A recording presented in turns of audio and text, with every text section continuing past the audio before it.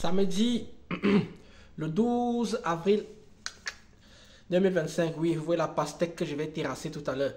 La sagesse du jour. La sagesse du jour, elle est très simple. Elle s'adresse principalement aux gens de la diaspora, les Noirs et les Arabes. Il y a une distinction entre la solidarité et la charité. Il y a une distinction entre la solidarité et la charité. Il faut être dans la solidarité et non dans la charité. Je répète, il faut être dans la solidarité et non dans la charité. Beaucoup de gens viennent en Europe et disent oui, mais les Européens sont individualistes. Non, non, non, non.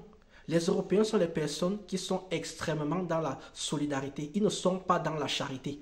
C'est-à-dire en fait qu'on va créer tout un ensemble de structures pour que tout le monde puisse s'en sortir. C'est ça la solidarité. On va mettre ensemble, je vais prendre par exemple le cas de la sécurité sociale. On va cotiser tous ensemble de sorte que quand quelqu'un part à l'hôpital, la personne n'a pas des frais d'hôpital à payer. Tu entres dans la pharmacie, tu peux prendre les médicaments. Il n'y a pas ça en Afrique. Parce que dans la charité c'est la dépendance par rapport à la personne qui donne. C'est-à-dire en fait qu'on va créer une dépendance entre quelqu'un qui donne et quelqu'un qui reçoit. Il y a toujours un qui donne et un autre qui reçoit. C'est ça, la charité. Donc quand on parle de la charité chrétienne, des trucs comme ça, il faut mettre tout ça à la poubelle. La charité n'est pas bonne.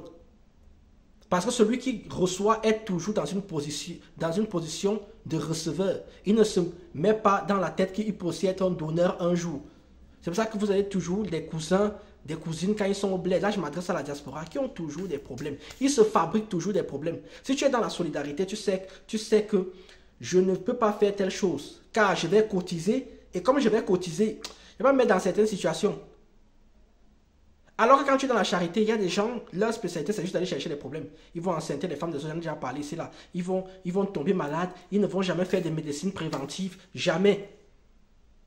Parce qu'ils savent qu'ils ont quelqu'un qui va leur envoyer l'argent tout le temps. Et aussi, ça crée ce rapport de dépendance là, joue sur ceux qui possèdent les biens, qui commencent à se croire comme étant des seigneurs en fait. Il y a des gens en Afrique qui pensent qu'ils sont vraiment des seigneurs. C'est-à-dire en fait qu'ils font tout pour que, par exemple, tous les membres des gouvernements en Afrique, qui font tout pour que les gens restent dans la pauvreté.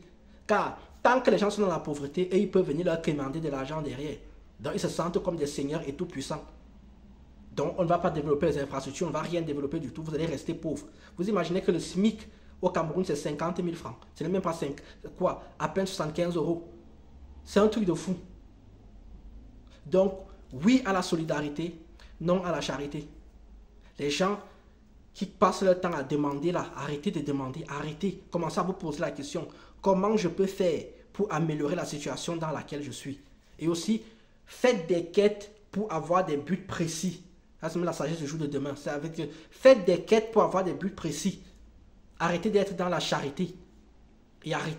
Honnêtement, moi ça me saoule. Sur ce, tchuss, solidarité oui, charité non.